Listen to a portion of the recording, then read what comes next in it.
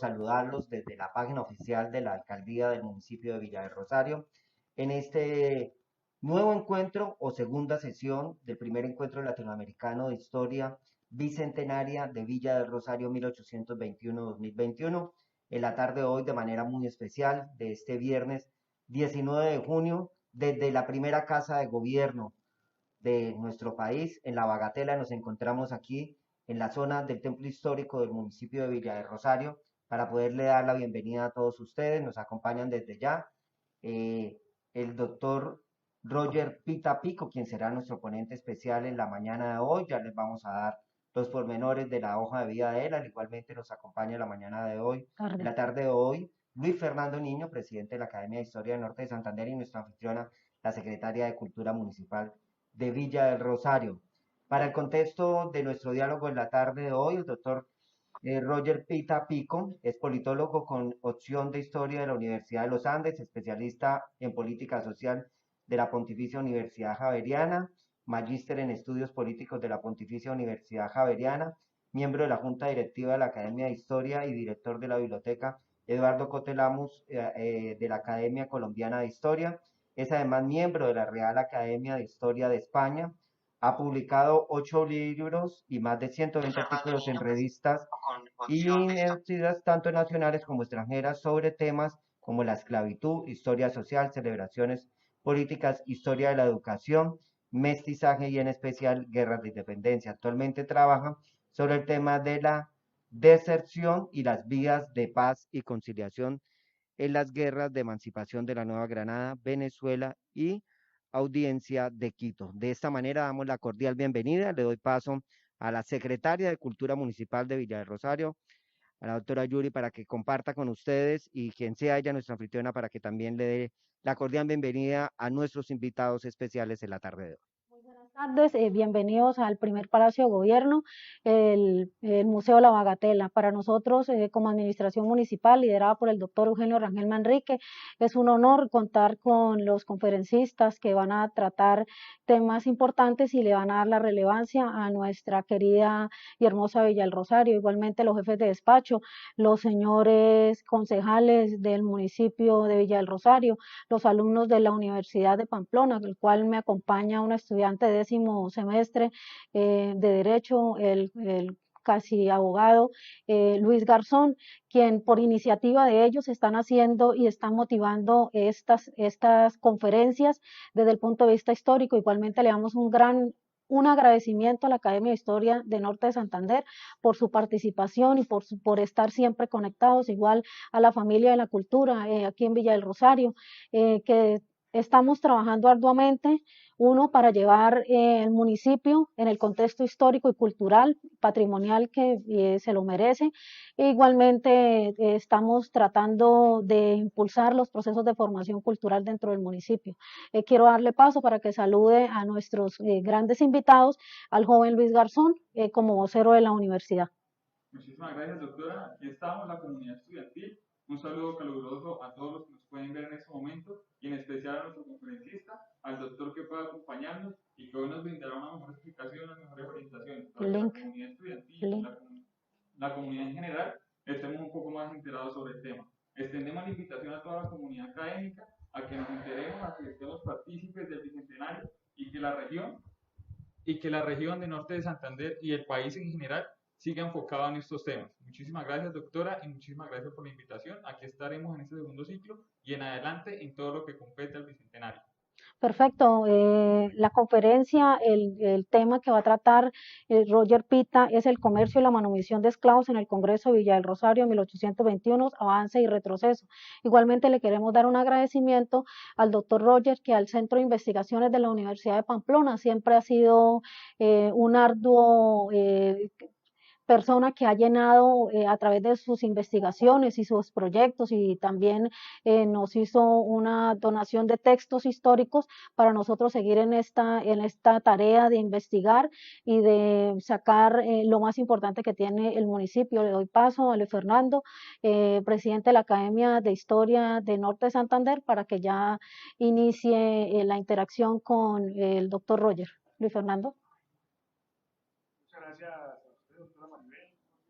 a todas las personas que nos están viendo, a Gabriel, a la gente de la Universidad de Pamplona, a todo el hermoso municipio de Villa del Rosario, al señor alcalde Eugenio, al Centro de Historia de Villa del Rosario, a la comunidad, al Grupo Bicentenario que con la alcaldía y la Secretaría de Cultura han venido desarrollando estrategias de promoción, divulgación y protección del patrimonio. Y de la misma forma saludo a todos los televidentes del canal TRO que están en este momento siguiendo esta transmisión, tanto por la página web como en el Gran Santander. Y Roger, qué alegría volvernos a encontrar.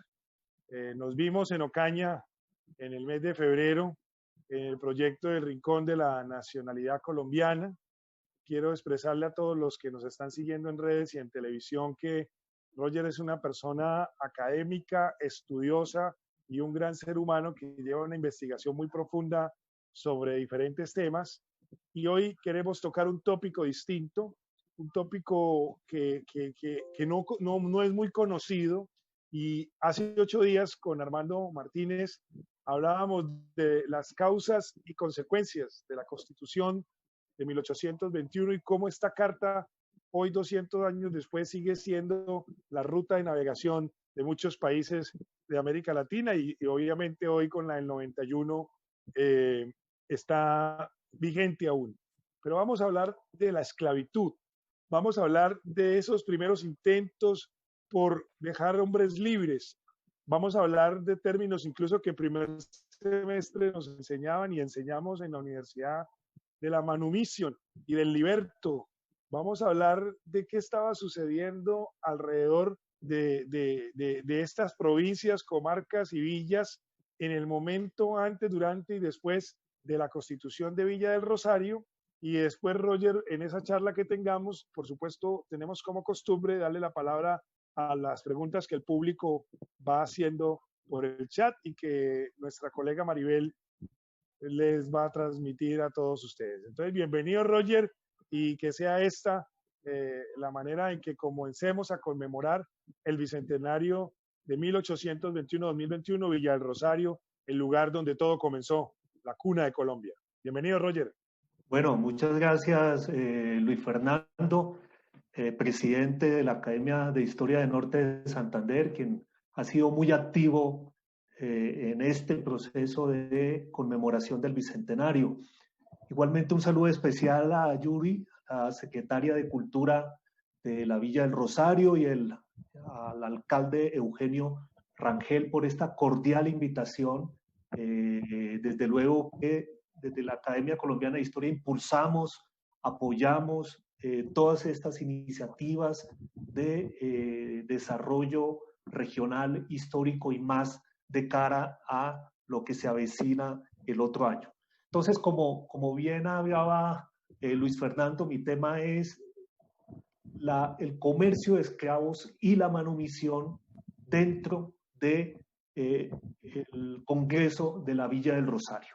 Entonces, quisiera primero, en un primer momento, tratar de ubicar la Villa del Rosario.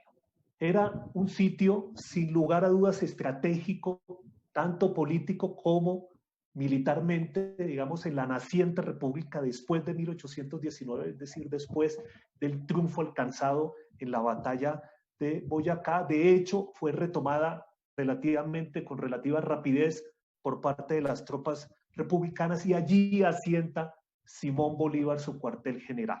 Entonces, digamos que eso ya le concede a esa región fronteriza de los valles de Cúcuta, San Cristóbal, etcétera, le concede un valor estratégico en lo militar y en lo político, porque le permite a Bolívar y al alto mando militar republicano, digamos, que estar pendiente de los dos territorios, que era la Nueva Granada y Venezuela.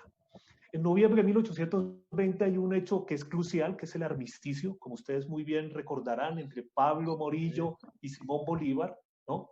Una tregua que terminó interrumpida abruptamente debido a algunas fricciones, algunos roces. Se interrumpe aproximadamente a finales de abril de 1821, y se da el contexto en el cual se instala ya el famoso Congreso de la Villa del Rosario, el 6 de mayo. Allí se congregan entonces más de 50 delegados en representación de más de 15 provincias, con un retraso en la instalación del evento.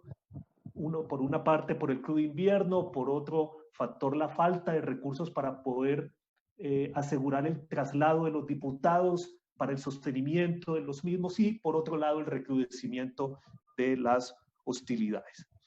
Entonces, lo que tenemos que tener presente, ¿no?, es que las decisiones que se tomaron en este Congreso de la Villa del Rosario, ¿no?, así como su constitución, tienen un campo de acción amplio. Es decir, no lo tenemos que entender únicamente para lo que era el territorio de la Nueva Granada, que es lo que hoy es la República de Colombia, sino que debemos entenderlo en la sintonía de lo que se denominó la República de Colombia y que mal se le ha denominado Gran Colombia. Es decir, al esfuerzo bolivariano de unir a la Nueva Granada, a Venezuela y a Quito. Entonces yo creo que es importante ese tipo de precisiones para ubicarnos un poco.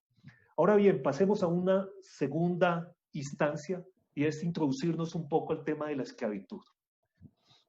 Los primeros esclavos llegaron con los primeros conquistadores. Muy pocos, 1, 2, por lo general al servicio. Quesada trajo alguno de ellos, pero es en el siglo XVII en donde se da ese gran ingreso de negros esclavos a través de los barcos negreros en unas condiciones realmente difíciles, siendo Cartagena de Indias, como ustedes saben, el principal puerto de recibo en esta parte de la América. En el siglo XVIII, la población esclava alcanza su mayor presencia demográfica.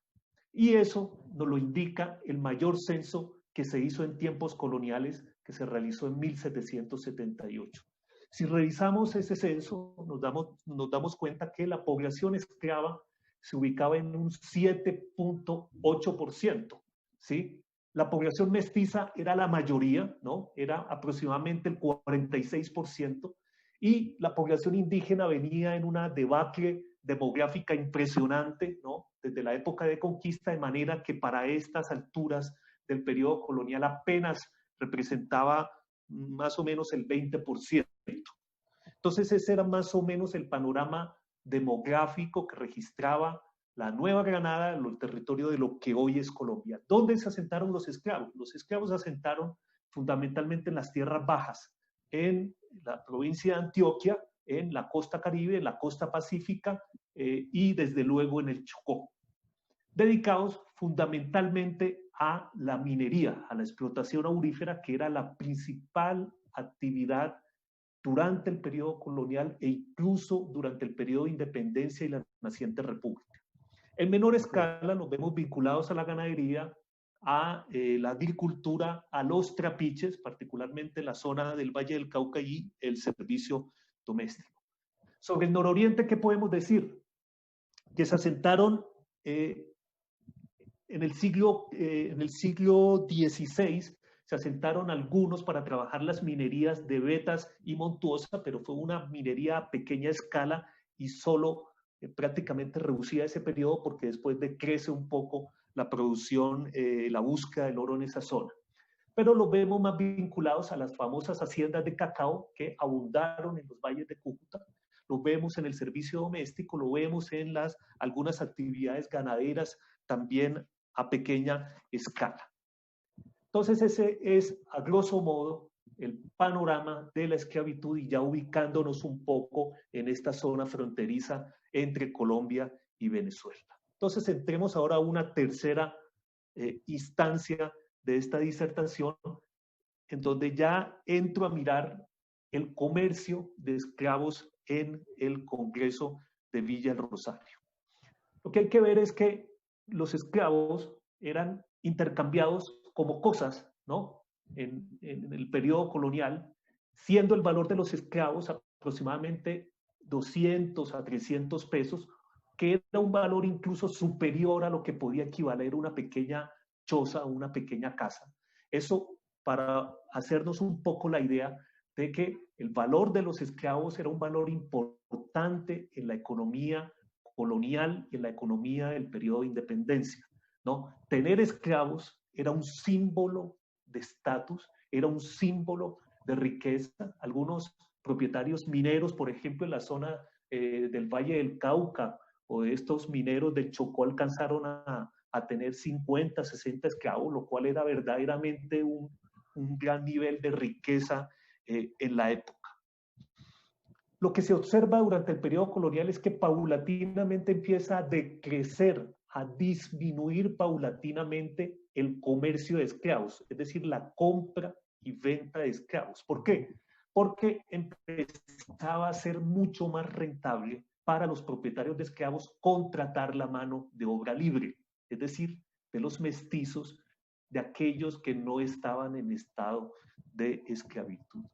Cuando irrumpe el proceso de independencia en 1810, y digamos ya ubicándonos ya esta parte de 1819, 1820, lo que se observa es que el poder ejecutivo y el poder legislativo republicano lo que buscan es restringir ese comercio de esclavos, ¿sí? Eso, digamos que no fue un invento de aquí de la Nueva Granada, no, porque ya existía una tendencia abolicionista en Europa, un poco movido con las ideas de la Ilustración, un poco motivado por la Revolución Francesa, que cada vez abogaban por restringir el comercio humano, el comercio de esclavos.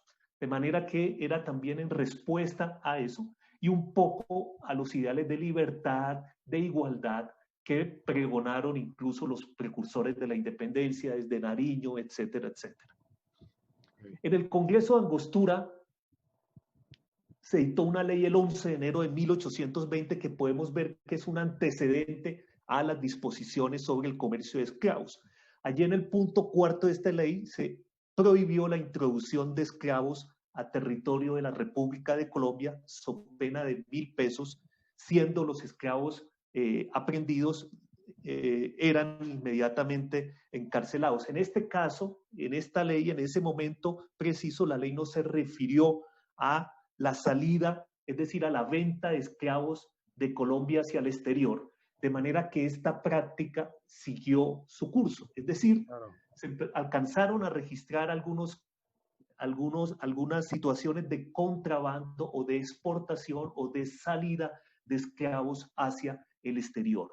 Un poco motivados los propietarios porque habían disminuido los precios, ¿no? Y precisamente por estas medidas restrictivas que empezaba a establecer el naciente gobierno republicano. El nuevo escenario de discusión, una vez cerrado el Congreso Angostura, es desde luego el Congreso de la Villa del Rosario, una discusión por demás intensa, y allí se dispuso, en ese Congreso de la Villa del Rosario, prohibir la venta al exterior de los esclavos de la República de Colombia, so pena de 500 pesos, y en este caso, los esclavos que fueran sorprendidos en esa actividad quedaban automáticamente en estado de libertad. Por otro lado, se reiteró la prohibición a introducir esclavos aquí al territorio de Colombia, con la posibilidad de que solo ingresara un esclavo y solo para el servicio doméstico. Entonces, lo que se observa en términos generales es que tan pronto se proclamó esta ley, hubo muchos intentos por tratar de infringirla, y doy un ejemplo especial. El caso de exportar algunas esclavas embarazadas que salían del Chocó y fueron llevadas al Perú.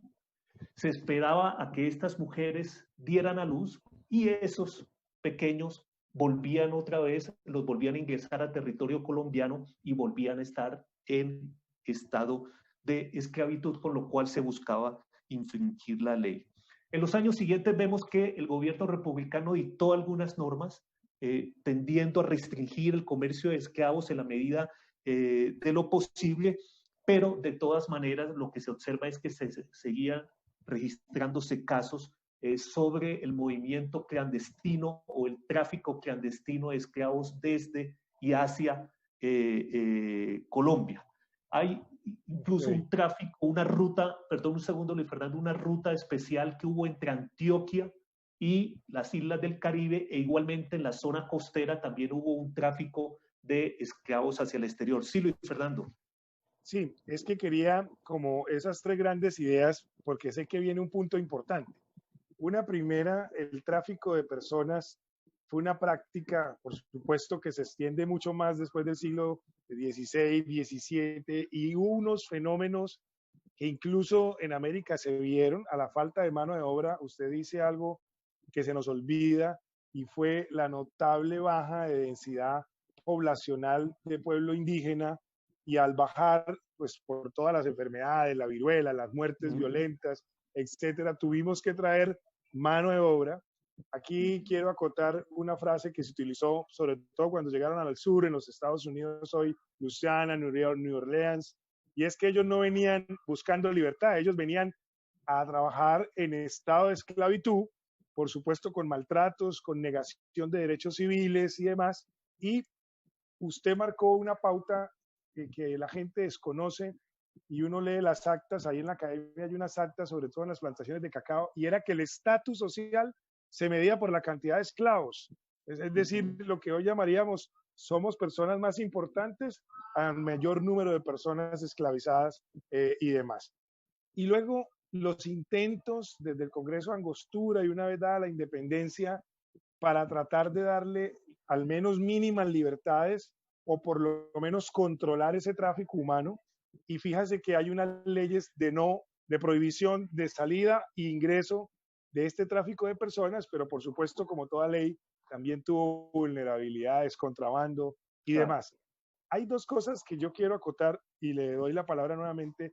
Es cuando se crean, por ejemplo, poblaciones como San Basilio de Palenque, los pueblos libres, de esos esclavos que huían hacia el interior de las costas para escapar del opresor, y la libertad de vientres, ¿no? Los que nacían ya, que no eran esclavos. Y porque cuando yo dije en una entrevista, la Constitución del 21 derogó en primera instancia parte de la esclavitud. No, eso es falso. Pero ahí se comenzó a hablar ya de la abolición plena de la esclavitud, que luego se tocaría. Ahí vamos. Listo. Un poco, Roger. Quizás retomando lo que dice Luis Fernando, digamos, lo que tenemos que entender en esta fase crucial de la naciente república, en donde se establece un Congreso de carácter republicano, es que todavía existían en pugna dos ideas, dos proyectos. Por una parte, el régimen antiguo, ¿no? Porque digamos que estos cambios que se trataban de implementar no eran automáticos, porque había una mentalidad que venía de 300 años atrás, una mentalidad del régimen colonial, ¿no? Que trataba de defender el sistema esclavista, y de todas maneras cualquier idea progresista que tratara de introducirse, desde luego que iba a causar mucha resistencia. Y hay que ver algo en contexto, y es que los diputados que estaban sentados en el Congreso de la Villa del Rosario eran en su mayoría propietarios de esclavos, ¿no? Ya sea hacendados, ya sea mineros, de manera que lo que se puede observar de los avances que no se lograron de manera definitiva en el Congreso se debe en cierta medida a que buena parte de esos diputados tenían intereses en el sistema esclavista y no estaban dispuestos a renunciar de manera absoluta a la tenencia de esclavos. Entonces es importante ubicarnos muy bien en ese, digamos, en ese contexto y en esa época. Entonces, si me permiten, paso a la tercera y última parte, que es la manumisión de esclavos. Como muy bien decía Luis Fernando, la manumisión implica el acto jurídico mediante el cual el propietario renunciaba a su carácter de propietario del esclavo y el esclavo adquiría su libertad. En tiempos coloniales existían dos alternativas. Una era la manumisión graciosa, que se le denomina así, es decir, la voluntad del amo de otorgar la libertad a su esclavo, que lo hacía ya sea por vía testamentaria o a través de una carta en vida, ¿no? Y la otra alternativa, que era la manumisión por compra, es decir, la posibilidad que tenía el esclavo de trabajar los domingos o los días feriados, atesorar algún capital y poder comprar su propia libertad en el valor que equivalía más o menos al precio comercial. Es decir, si había sido comprado en 300 pesos, pues más o menos el valor de compra oscilaba en 250, 300 pesos. Lo que se observa durante el periodo de dominio hispánico, es decir, durante el periodo colonial, es que empiezan a aumentar los casos de manumisión, ¿no? Esto sumado, desde luego, a, como lo mencionó Luis Fernando, de los casos de cimarronaje, es decir, el afán de la población esclava de buscar por vías afanosas la libertad, ¿sí? Huir los montes y tratar de vivir en comunidad y desarrollar una vida libre. Entonces, eso, digamos, fueron procesos simultáneos también para que lo tengamos muy presentes. Lo cierto es que la manumisión, que la abolición del comercio esclavista, cada vez había un debate internacional, particularmente en Inglaterra, que abogaba por darle la libertad a todos, que fue la gran discusión en este momento. Pero como ya les dije, había una clase social, por lo general los blancos propietarios, que eran los que se oponían a este tipo de medidas progresistas. De hecho, durante el periodo colonial vemos muchos casos que podemos revisar en los archivos históricos, en donde los amos se negaban a reconocer, por ejemplo, cuando el esclavo le compraba su libertad, o decía que no había recibido el dinero, o simplemente después decía que ya no quería otorgarle la libertad. Entonces vemos cómo hay una cierta resistencia a el anhelo que tenía la población esclava de salir de su estado de esclavitud. ¿Qué pasa en la independencia? En la independencia se amplían esas posibilidades de acceder a la vida libre y precisamente una de esas alternativas se establece en el Congreso de la Villa del Rosario, pero hay un antecedente muy claro. Y vuelvo otra vez a la ley del 11 de enero de 1820, el Congreso reunido en Angostura, por cuanto allí se propuso un plan inicial para manumitir a los esclavos. Me explico mejor. Es decir, se tenía la idea de que los esclavos todavía no estaban preparados para vivir en libertad y se consideraba que era un peligro o una amenaza porque se decía que no sabían comportarse en vida libre. Acuérdese que estaba muy en boga la revolución de Haití, ¿no? Entonces digamos que ese era como un precedente muy importante que tenían aquí los propietarios esclavistas, ¿no? De que en cualquier momento los esclavos, al adquirir a la libertad, podían revolucionarse o podían causar algún tipo de insubordinación. Entonces, lo que se habló en ese Congreso Angostura es, ok, vamos a iniciar un plan para manumitir a los esclavos, una manumisión absoluta, pero va a ser por etapas. Y se planteó la importancia de civilizarlos, es decir, de educarlos, de que aprendieran a leer y a escribir, con el fin de que cuando accedieran a la vida libre no fueran una amenaza para la sociedad. Entonces, esta ley de 1820 da lugar a la gran convocatoria que hace Bolívar para reclutar esclavos.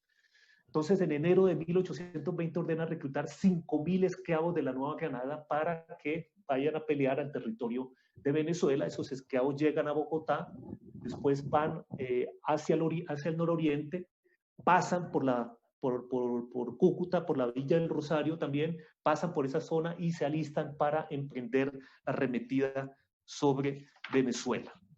Entonces se instala el Congreso de la Villa del Rosario y ahí sí que se vuelve una discusión verdaderamente intensa. ¿Qué es lo que sucede? Allí el protagonista se llama Félix de Restrepo, quien había sido el gran gestor de la manumisión en la provincia de Antioquia durante la Primera República.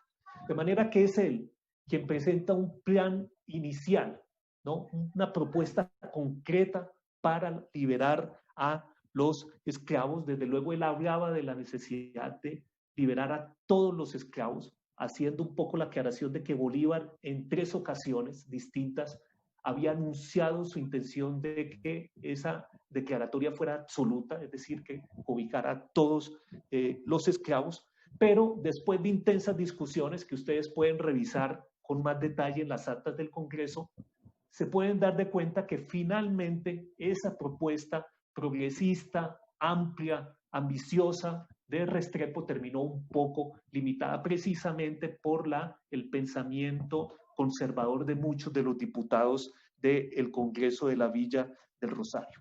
Entonces, lo que se concluyó finalmente en el Congreso es, primero, que va a ser se va a implementar una esclavitud gradual, es decir, poco a poco se van a ir manumitiendo los esclavos. Y se incorporaron dos herramientas, una que la nombraba Luis Fernando, que es la libertad de vientres, y la otra, las juntas de manumisión. La libertad de vientres era que los hijos de las esclavas que nacieran a partir de la ley estarían al servicio de sus amos hasta los 18 años y después de los 18 años accederían a la vida libre. Y por otra parte, las juntas de manumisión eran unas juntas que debían establecerse en cada cantón, ¿no? Debían ser establecidas por las autoridades y debían recoger un impuesto a las mortuorias con el cual se intentaría manumitir a los esclavos. Entonces vemos que esas fueron las dos grandes herramientas que estableció el Congreso de la Villa del Rosario a través de ley, pero lo que se observa en términos generales es que estos dos mecanismos arrojaron muy pocos resultados.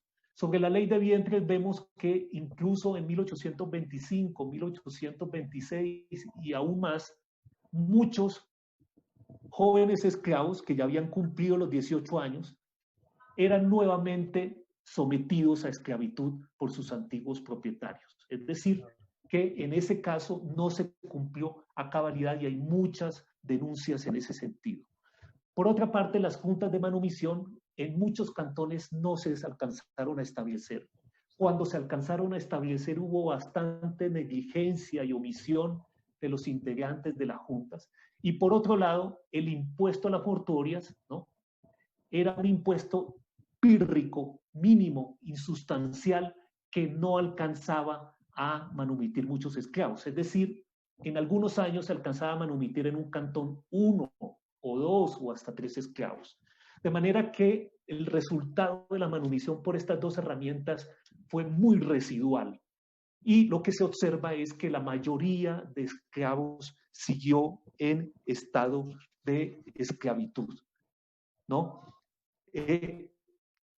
Habría que esperar entonces, ahí sí, 3 décadas más, hasta 1851, cuando se decretó la manumisión absoluta a todos los esclavos en el territorio de la República de Colombia. Pero digamos que la gran conclusión que quiero dejarles aquí es que, de todas maneras, lo valioso es que en este escenario de representación política, que era el Congreso de la Villa del Rosario, significó un escenario a través del cual empezó a debatirse el tema de la esclavitud, en el cual empezaron a estar en pugna esas dos, digamos, proyectos, ¿no? Uno progresista, el otro conservador, y de todas maneras dio lugar a una serie de medidas regulatorias que contribuyeron un poco a aliviar la situación de los esclavos. Entonces yo creo que es en términos generales estas las ideas que yo he querido compartirles y le paso la palabra a Luis Fernando. Bueno, Roger, pero mira las 3 conclusiones para que nuestra secretaria de Cultura, Maribel, vaya buscando esas preguntas que el público ya me imagino tiene varias conclusiones. Primero, a la pregunta que nos hacían en algún foro, que si aquí hubo en esta región esclavos o si por aquí pasaron esclavos, pues está más que resuelta. Es decir, hubo esclavos en las estancias de plantación de cacao, hubo esclavos domésticos, etcétera, pero también pasaron esclavos dentro del ejército libertador. Es decir, esto es una realidad latente. Otra realidad es que el debate debió haber estado buenísimo en ese congreso, porque, como usted lo dice, muchos de los que estaban ahí haciendo las leyes eran dueños de esclavos. Y habían otros con unos ideales tan fuertes como Félix Restrepo, que sí tenían unas ideas propias de la Revolución Francesa, de la igualdad, de la fraternidad, por supuesto los principios de la masonería, del debate mundial sobre la raza suprema, y obviamente ese debate se debió haber dado en el seno, que fue lo mismo que pasaría cuando, vuelvo y repito, cuando uno estudia las guerras de secesión en los Estados Unidos y cómo el último país rezagado que en América Latina abole la esclavitud es el Brasil, por supuesto, después de las zonas caucheras y todo lo que quedó ilustrado en novelas como La Vorágine y otras en el sur del país.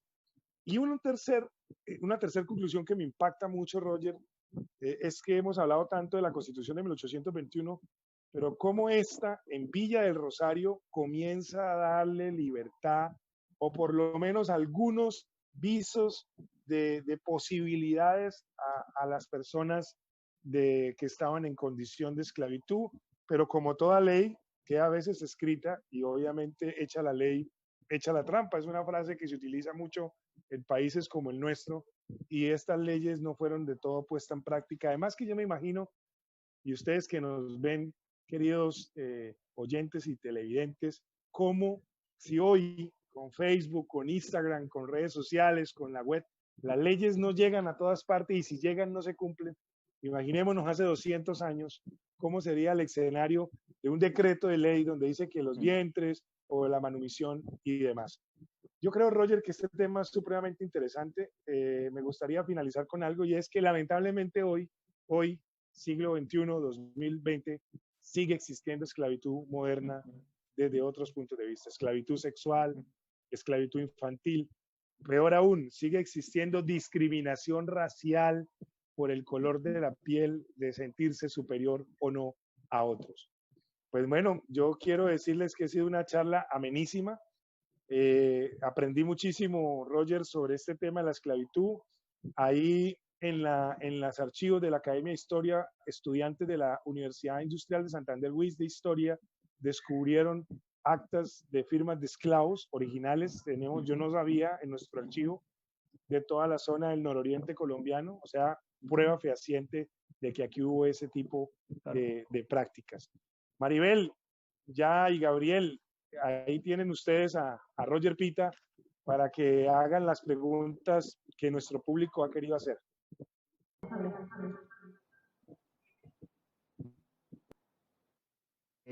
Gracias Luis Fernando, también al doctor Roger Pita.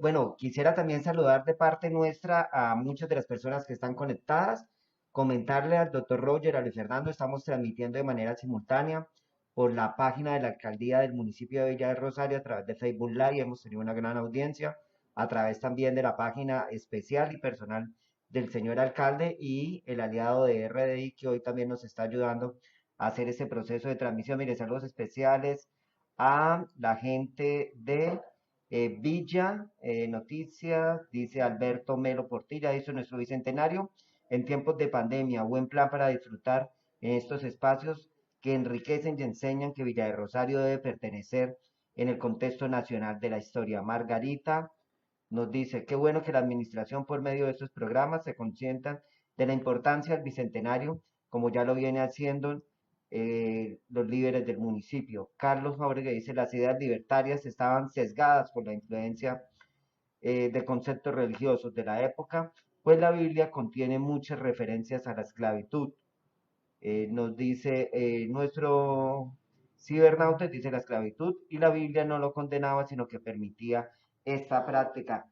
Son algunos de los saludos de la gente que ha estado conectada en la tarde de hoy a través de la transmisión de Facebook Live y el acompañamiento especial que estamos haciendo. También Daniel Yáñez nos saluda.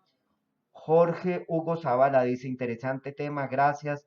El concejal Jackson Arlay del municipio de Villa de Rosario dice, excelente propuesta por la Secretaría de Cultura. Estos conversatorios resaltan nuestra identidad. Beatriz Daza dice, excelente iniciativa, gracias a Villa de Rosario. Y Ernesto Sánchez dice, la historia real de Colombia da cuenta del Congreso de 1821, se reunió en la noble histórica Villa de Rosario de Cúcuta, hoy municipio con autonomía política y administrativa de Villa del Rosario. Son algunos de los mensajes, secretaria, que tenemos a esta hora y de las muchas personas más que han estado conectadas y compartiendo con nosotros a esta hora de la tarde. Doctor Roger, un consejero de Cultura le dice que pregunta a los dos interlocutores de esta conferencia, ¿el lugar donde todo comenzó es Cúcuta o Villa del Rosario? No, yo creo que o sea, el escenario preciso donde se reunió el Congreso, todos sabemos que es Villa del Rosario, ¿no? O sea, no sé, Luis Fernando, sí, sobre eso es muy claro, es muy claro, sino que el problema es que se ha generalizado, digamos, a la raíz de que Cúcuta adquirió una mayor preponderancia como ciudad. Entonces, con el paso del tiempo, algunos tendieron a hacer referencia a este congreso como el Congreso de Cúcuta, pero en realidad pues, tuvo lugar en la Villa del Rosario. No sé, Luis Fernando, qué quiera precisar. Sí, Roger, hace 8 días con Armando hablábamos de que obviamente la villa, estaba la villa de San José o villa de Cúcuta, la villa del Rosario, San Faustino de los Ríos, ¿sí? Y obviamente la de mayor relevancia y que luego sería la capital fue Cúcuta, y como en la constitución original hablan de la villa del Rosario de Cúcuta, pues se tiene esta doble interpretación, pero finalmente Armando afirmaba que al igual que usted, que hoy, y está muy claro, es Villa del Rosario, en donde fue la Constitución, donde se desarrolló, donde se firmó en la sacristía, según la historia, y donde queda el primer Palacio de Gobierno, que es donde está hoy Maribel y Gabriel transmitiendo. Así que yo creo que esa discusión, y es a los villarrosarienses, a ese comité y a todos ellos quienes están hoy pues, liderando en cabeza de las autoridades municipales semejante conmemoración tan importante. Claro. Al doctor Luis Fernando, al doctor Roger, viene también saludos especiales a Freddy Figueroa, que nos acompaña a esta hora de la tarde. También tenemos en línea, nos va a acompañar en un momento Efraín Rojas, también gestor cultural del municipio de Villa del Rosario. Desde el municipio de Saravena, Arauca, nos acompaña Maruja Fonseca, docente en ciencias sociales, que nos observa a esta hora de la tarde del departamento de Arauca, y a las demás personas que también se encuentran conectadas. Yo sé que la doctora también Maribel tiene otras inquietudes para nuestro ponente especial en la tarde de hoy. Doctor Roger, puede existir, o sea, como antecedentes a la libertad de esclavos o la manumisión, podemos referenciar la libertad de partos de 1814 que ocurrió en la provincia de Antioquia.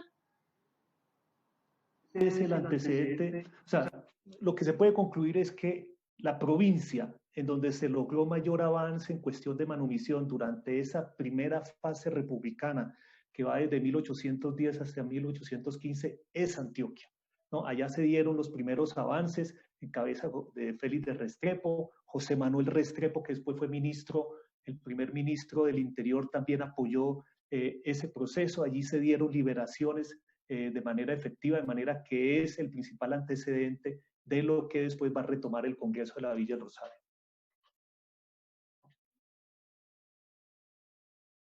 También Aida Botía dice gracias a la administración municipal y al alcalde por hacer parte de estos espacios de nuestra historia de Villa del Rosario. Yomar Cárdenas Clavijo dice se debe apuntar el resalte nacional de nuestra historia rosariense en otros de los mensajes especiales que tenemos de transmisión hasta ahora. Es importante resaltar para la gente que está en vivo compartiendo con nosotros en la tarde de hoy que el doctor Roger Pita, estamos a través de videoconferencia, se encuentra en la ciudad de Bogotá, el doctor Luis Fernando Niño en la ciudad de Cúcuta, y nosotros desde aquí, desde la Villa Histórica, el lugar donde todo comenzó y el epicentro de la historia y el Congreso de nuestro municipio, y el próximo año resaltar que este es el comienzo de lo que será esta conmemoración importante y la efemérides del bicentenario de la Gran Colombia.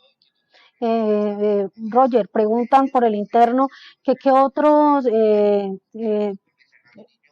¿qué otras circunstancias político-administrativas fueron igualmente relevantes a la par de del decreto de manumición de esclavos posterior al Congreso de 1821?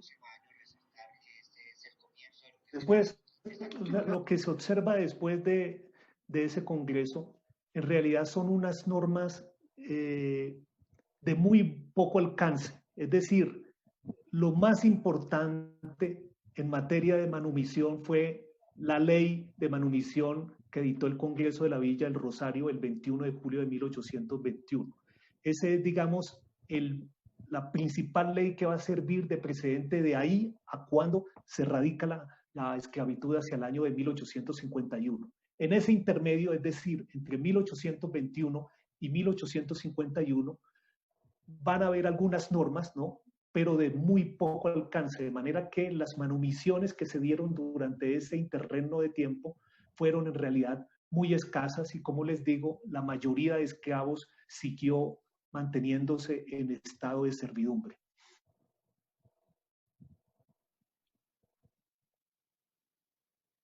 Una pregunta acá también por el interno y nos dicen, para el doctor Roger Pita, ¿cuál fue la importancia de Antonio Nariño en precisamente el desarrollo de este Congreso de 1821 acá en Villa del Rosario?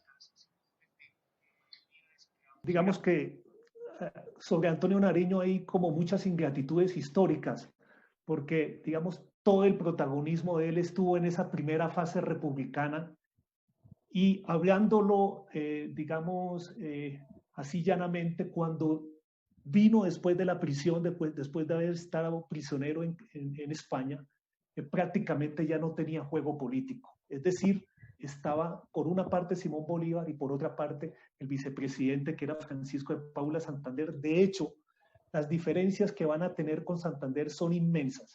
De manera que si bien se le alcanzó a proponer para que tuviera un papel protagónico en el Congreso, finalmente las fricciones políticas terminaron imponiéndose y ya sabemos que terminó sus días en la Villa de Leyva con muchas discrepancias políticas de parte y parte.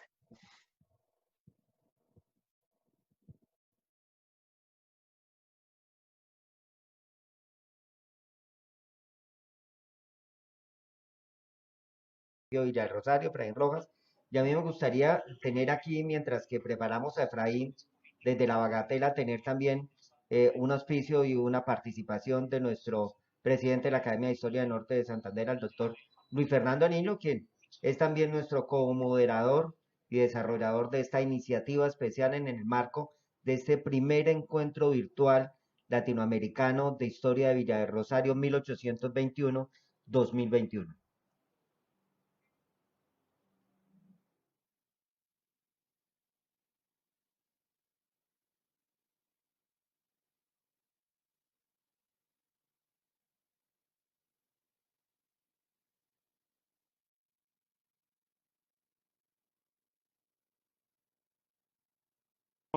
En las instituciones de educación superior y por eso parte de la cuarta agenda dentro de toda la gerencia del Bicentenario es la divulgación y promoción. Tenemos el próximo martes, vi por redes sociales que la comunidad de Villa del Rosario, con algunos líderes y el senador de la comisión que está a cargo del estudio de la ley de Bicentenario, el doctor Sanguino, van a tener también una conferencia virtual, la cual apoyamos significativamente. Estamos apoyando el esfuerzo de la alcaldía de Villa del Rosario y de la secretaria que se ha dado la pelea y se tomó con su camiseta puesta la lucha por esta conmemoración. Y por supuesto, la Academia de Historia de Colombia y la Academia de Historia de Norte de Santander están trabajando para que esto pase no solo como una izada de bandera más o como una fecha, que simplemente son 24 horas. El 30 de agosto del 21 van a ser un día como cualquier otro, solo que aquí ya llevamos 2 años de preparación. Se nos atravesó la COVID-19.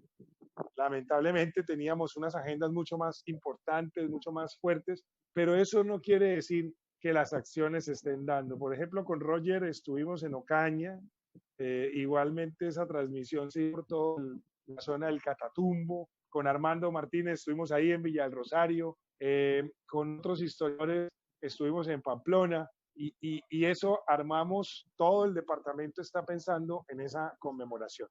Pero ustedes, la gente de Villa del Rosario, los concejales, el alcalde, el secretario de despacho, son los anfitriones y dueños de esta conmemoración. Nosotros lo que estamos haciendo es empujar los temas administrativos, los temas públicos, los temas políticos para que salga adelante, pero por supuesto que ahí estamos y mire cuánto aprendimos hoy, Gabriel y Maribel, sobre el tema de esclavitud y manumisión. Como usted lo menciona, el aprendizaje ha sido grande en esta participación especial y sobre todo la gente que está conectada. Y yo quisiera, en nombre de nuestro representante y gestor cultural, Efraín Rojas, muy conocido en el municipio de Villa del Rosario, deleitarlo a usted, a la gente que está en el Facebook Live y de manera muy especial al doctor Roger Castilla, con esta interpretación que nos trae Efraín en la tarde de hoy de nuestro himno del municipio de Villa del Rosario y que a la gente de la comunidad rosariense realmente la interpretación de este himno es altamente sensible, eriza su piel y genera una emocionalidad personal en el desarrollo de lo que tiene que ver el bien cultural de lo que es este municipio. Es la Villa del Rosario, pueblo de mucha historia, honra de los rosarienses, capital de la Gran Colombia. Pueblo de mujeres hermosas que nos brindan su alegría. Pueblo fecundos, tierra de raza bravía, tierra de surcos fecundos, tierra de raza bravía. Bajo el cielo rosariense dieron la primera luz para darnos libertad. Santander, Concha y Porto, que viva mi patria chica, gritemos con emoción. Cuando nombran a mi pueblo siente orgullo el corazón. Cuando nombran a mi pueblo siente orgullo el corazón. Es la Villa del Rosario, pueblo de mucha historia, honra de los rosarienses, capital de la Gran Colombia. Pueblo de mujeres hermosas que nos brindan su alegría, tierra de surcos fecundos, tierra de raza bravía, tierra de surcos fecundos, tierra de raza bravía. Bajo el cielo rosariense dieron la primera luz para darnos libertad. Santander, Concha y Fortuna, el que nace en este pueblo siente orgullo si lo nombra. Honor y gloria al Rosario, que es la cuna de Colombia. Honor y gloria al Rosario, que es la cuna de Colombia. Pues bueno, mire, ahí está la interpretación musical que nos ofrece Efraín en esta tarde y sobre todo de manera muy especial en esta participación y deferencia que nos hacen, y a usted, Luis Fernando, también al doctor Roger, de manera muy especial podernos deleitar con esta interpretación musical y más aún estando en esta, la primera casa de gobierno, que es el Museo de la Bagatela, acá en la zona del Templo Histórico o el circuito del Parque Gran Colombiano histórico de Villa Antigua en el municipio de Villa de Rosario.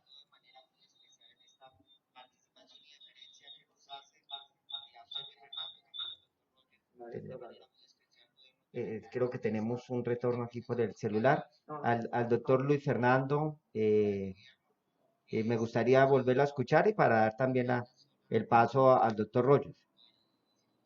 Bueno, yo quiero terminar despidiéndome. Gracias, Maribel, gracias, Gabriel, gracias a Eugenio, el alcalde, gracias a la comunidad de Villarrosario, al TRO. Obviamente que es emocionante escuchar esa canción ahora y me iba imaginando esos sucesos. Nos vemos de hoy en 8 días. Tenemos a un conferencista internacional de uno de los países que también tuvo participación en lo que se llamó el sueño de Bolívar, como del Perú, y seguimos avanzando. Vamos a tener de hoy en 15 también a la comunidad de Villa del Rosario, a la gente escuchando y a seguir interactuando, preparándonos. Esta semana tuvimos a Ciro Pérez hablando de los amores de Bolívar. Roger, solamente 126 novias le contó Ciro a la gente. Tuvimos a Fernando Cheyé del Uruguay hablando de poesía y bicentenario. Mañana tenemos a Jorge Carrillo hablando de Santander y numismática. Y tenemos la semana entrante a William Correa hablando de la historia del cacao, que por supuesto vamos a volver a estos temas. Son 30 conferencias y a todos los amables oyentes y televidentes, vivamos con mucha alegría este bicentenario y estamos muy contentos de ayudar a Villa del Rosario y de apoyarlo en estas acciones. Gracias por invitarnos. Un abrazo para todos, Roger. Gracias. Y le dejo la palabra, Roger. Bueno, muchas gracias, Luis Fernando. Verdad que a nombre de la Academia Colombiana de Historia expresamos nuestro reconocimiento a ese gran esfuerzo que viene realizando la alcaldía de Villa del Rosario y a la secretaria de Cultura, Yuri, por este gran esfuerzo y con el acompañamiento, desde luego, con la Academia de Historia de Norte de Santander, que entre medio de tanta dificultad, de tanto escepticismo, brindan esta alternativa virtual de cultura y de acceso de estos temas históricos a los colombianos. Y por otra parte, quería dejar un mensaje de reflexión en este bicentenario de la independencia de Colombia para que tratemos de mirar también cuál fue la huella que dejaron las minorías étnicas, los grupos indígenas, los negros esclavos durante el proceso de formación de la nación. Entonces yo creo que es muy importante que esta conmemoración bicentenaria, que el evento que se va a realizar el próximo año en la Villa del Rosario sea un motivo de reflexión sobre estos temas históricos y cómo se construyó esta nación. Mil gracias por la invitación y muy complacido de haber estado con ustedes. Obviamente, aparte, a la par de los afrodescendientes que participaron en estas libertades, hay héroes anónimos. Igualmente seguiremos en la búsqueda de todos y cada una de las personas que pusieron su granito de arena en la libertad de nuestra región y la formación ya política y administrativa de la República. Igualmente un agradecimiento a la Academia de Historia, y sabemos que contamos con la Academia de Historia de Colombia junto con la Academia de Historia del Norte de Santander, a los gestores culturales. Gabriel, muchísimas gracias, y a la familia de la Casa de la Cultura y a la Universidad de Pamplona por esa vinculación, al Consejo Municipal, al Centro de Historia de Villa del Rosario, al Comité Bicentenario. En fin, son muchas personas que a través de todo este trabajo quieren poner el nombre de Villa del Rosario en el lugar donde debe estar, realmente en el mejor de los lugares. Claro que sí, al doctor Roger Pita también, al doctor Luis Fernando Niño, mil gracias por la deferencia de acompañarnos, de esta participación especial. Y a ustedes dos, un abrazo, un saludo especial aquí desde La Bagatela. Esperamos que muy pronto este encuentro no sea virtual, sino que, como nos gusta, sea presencial para poder compartir, deleitarnos y poder generar toda esta especial. Mire, saludos finales para Jenny Aldana, quien nos envía saludos hasta ahora. Dice: felicitaciones por tanto apoyo a nuestro municipio en medio de tanta dificultad del bicentenario, gran conmemoración donde debemos resaltar la belleza y la importancia de nuestro municipio. Muchas gracias, excelente equipo. Ernesto Sánchez también nos envía sus mensajes, Jenny Aldana y Luis Daza también nos envía. Efraín nos quiere deleitar con una última pieza para dar despedida a este segundo encuentro o sesión del encuentro o del primer encuentro virtual latinoamericano de la historia de Villa del Rosario 1821-2021. Cuentan que hubo un pescador barquero que pescaba de noche en el río, que una vez con su red pescó un lucero y feliz lo llevó a su bohío. Y desde entonces se enfureció el bohío, porque tenía allí la luz de aquel lucero, y no quiso volver más por el río. Desde esa noche el pescador barquero,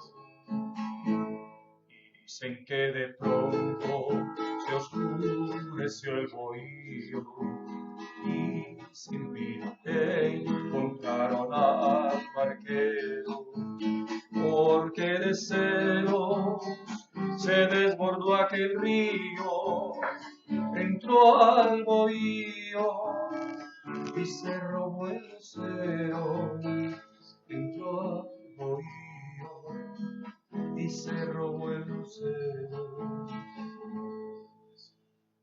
Mil gracias a Efraín, y me gustaría finalmente un saludo, un abrazo especial a usted, doctor Roger, y por la deferencia de habernos acompañado hoy, a usted en este encuentro virtual desde la ciudad de Bogotá. muy complacido y aquí estamos dispuestos para cuando nos inviten a estar con ustedes y un saludo a la gente de Villa del Rosario, a la alcaldía y a todos los entes de este municipio. Mil gracias a José Fernando por su presencia y su acompañamiento. Mil gracias. Buena tarde.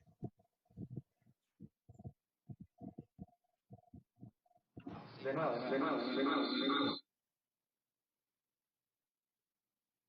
Un saludo especial.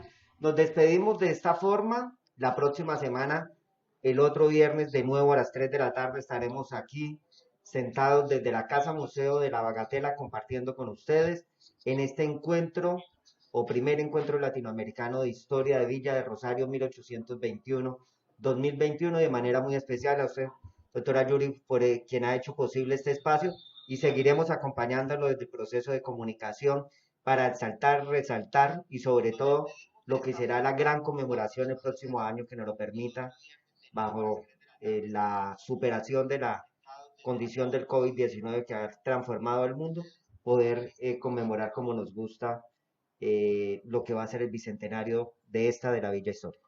Es un placer trabajar de manera conjunta con todos los actores que vamos a posicionar el bicentenario.